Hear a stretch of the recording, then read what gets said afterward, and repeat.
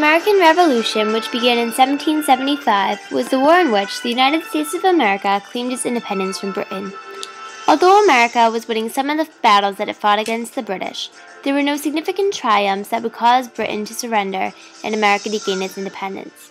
America was ultimately losing the war. The colonial army was small, and they had virtually no naval forces except for privateers. This small, still developing army had to face one of the best military forces at the time. As the war progressed, it became evident that the United States would need to search for an ally, because they did not have enough manpower or weapons to win their independence on their own. Benjamin Franklin was then sent to France with two other men, Silas Deane and Arthur Lee, also American diplomats, in order to negotiate an alliance. This was the first step in diplomacy with France. Quickly, Benjamin Franklin became a celebrity in France, and anything that had to do with Franklin became all the rage. In terms of Benjamin Franklin and his role, he's the most celebrated, although he was not actually the first or the only diplomat to go from the United States to France. I think the reason he was an important diplomat. We tend to overestimate him a little bit because he's such an interesting guy. He was a shameless self-promoter. He wrote about himself in very adulatory terms. So we might exaggerate him a little bit, but I think there's no doubt that he was an important diplomat. He was extremely popular, I think, partly because he was just a great intellect and an interesting guy, but he already had a reputation when he went into France, mostly for his work as a scientist. He had been kind of an amateur scientist in America from the 1740s and 50s onward. So a lot of French intellectuals already knew about him. He also was a great socializer. So he went to royal parties. He famously dressed up in a coonskin cap to make himself look like kind of a country guy. So because the French had certain impressions of what an American was. So he played up his status as sort of a rustic American, and the French really liked that. The French had been secretly assisting the Americans since the beginning of the war by giving them money and goods that were necessary for them to fight.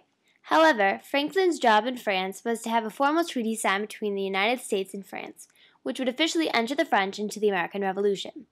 At first, the French were skeptical about entering the war, due to the fact that America was losing and they did not want to join the losing side. However, after the victory in the Battle of Saratoga on October 17, 1777, led by Major General Horatio Gates and Brigadier Benedict Arnold for the Americans, the France saw their chance to enter the war. France officially entered by signing two sister treaties on February 6, 1778. The Treaty of Alliance created the military alliance between the United States and France against Great Britain, as well as trade between the two countries. In addition to the three American diplomats who signed the treaty, the French diplomat Conrad Alexandre Girard signed the treaty as a representative of France. The treaties were ratified by Congress on May 4, 1778. According to the Journals of the Continental Congress, both treaties were delivered to Congress by Simeon Deane, the brother of Silas Deane, who was one of the American diplomats that signed both treaties.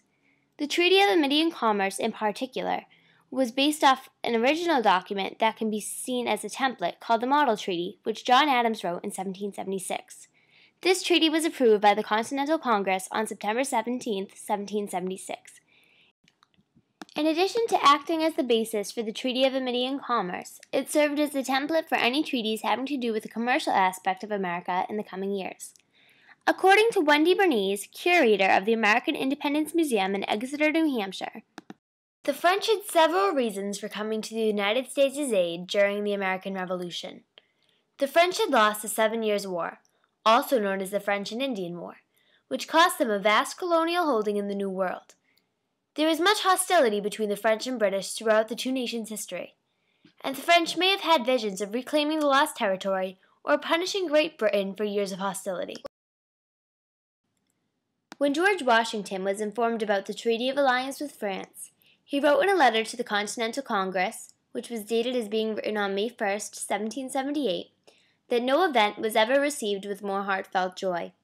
In addition to this letter, Washington celebrated another time when he ordered the Continental Army to shout in unison, "Long live the King of France." The effects of the treaty played a major part in the battles following the newly made alliance. With more soldiers, more money, and more weapons, the United States was capable of winning more battles. Arguably, for no one can know for sure, without the help of the French, the United States would have lost the war and not gained its independence, or at least not have done so as quickly as they did. Most historians agree that without this treaty, there would have been very little way for the U.S. to militarily be victorious against the British, since they were fighting what was the great military power of the time. And while they did okay before the French entered, they were probably not in a position to win in a protracted war. Every diplomatic act has its shares of successes as well as its shares of failure. For the Americans, the treaty was successful and worked extremely well in helping them to win the war. However, the French saw it as more of a failure. They did get to have revenge, so to say, on Great Britain, but they lost a massive amount of money and troops in helping the Americans with the war.